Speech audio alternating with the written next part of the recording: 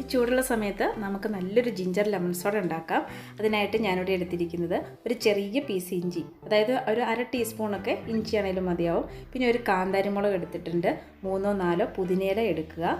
ഇത് നന്നായിട്ടൊന്ന് ചതച്ചെടുക്കുക. ചതച്ചിട്ട് നീരെടുക്കേണ്ടവർക്ക് ആ രീതിയിൽ എടുക്കുക. ഞാനിവിടെ ചതച്ചിട്ട് ഡയറക്റ്റ് ചേർക്കുകയാണ് ചെയ്യുന്നത്. അത് നമ്മുടെ ഇഷ്ടം പോലെ ചേർക്കാം.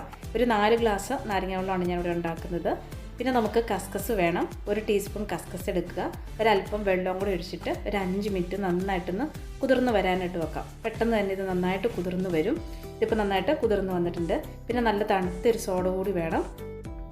അടുത്ത് നമുക്ക് ഈ ഗ്ലാസ്സിലോട്ട് ലെമണിൻ്റെ ജ്യൂസ് ഒഴിക്കാം. അതിനായിട്ട് ഒരു ഗ്ലാസ്സിന് ഒരു നാരങ്ങയുടെ പകുതിയാണ് ഒഴിച്ചു കൊടുക്കുന്നത്. അപ്പോൾ എല്ലാ ഗ്ലാസ്സിലോട്ടും ഇതുപോലെ ഒരു നാരങ്ങയുടെ പകുതി വീതം ഒഴിച്ചു കൊടുക്കുക.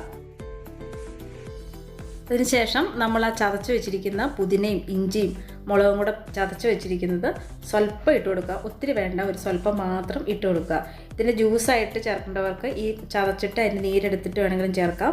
നല്ലൊരു ടേസ്റ്റാണ് ഇങ്ങനെ ചേർക്കുമ്പോൾ. അപ്പോൾ ഇങ്ങനെ ഇട്ട് കൊടുക്കുക. കുറേശ്ശെ എല്ലാ ഗ്ലാസ്സിലും ഇട്ട് കൊടുക്കുക.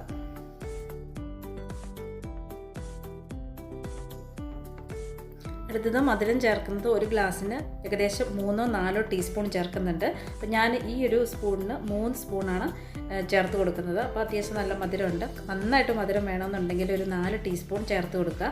അതിനുശേഷം ഈ പഞ്ചസാരയും ഈ നമ്മൾ ആ ചേർത്തിരിക്കുന്ന മിക്സും എല്ലാം നന്നായിട്ട് മെൽറ്റായി വരാനായിട്ട് നന്നായിട്ട് സ്പൂൺ കൊണ്ട് തന്നെ ഇതുപോലെ ഒന്ന് മിക്സ് ചെയ്ത് കൊടുക്കുക. നന്നായിട്ട് മിക്സ് ചെയ്യുക. എത്രമാത്രം മിക്സ് ചെയ്യാൻ പറ്റുന്നോ അതുപോലെ ഒന്ന് നന്നായിട്ട് മിക്സ് ചെയ്ത് കൊടുക്കുക.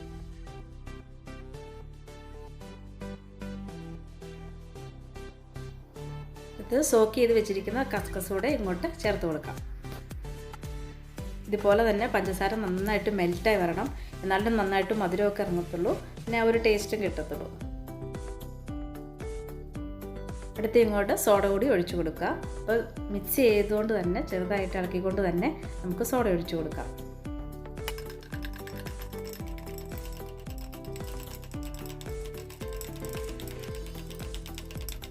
സമയത്ത് ഒരല്പം ഉപ്പും കൂടെ ചേർക്കുന്നത് നല്ല ടേസ്റ്റ് ഉണ്ട്. അപ്പോൾ ഉപ്പ് ഇഷ്ടമാണെങ്കിൽ മാത്രം ഒരല്പം ലാസ്റ്റ് ഒരു സ്വല്പം കൂടെ ചേർത്ത് കൊടുക്കുക. ഒരു പിഞ്ച് ഉപ്പും കൂടെ ചേർത്ത് കൊടുക്കുന്നുണ്ട്.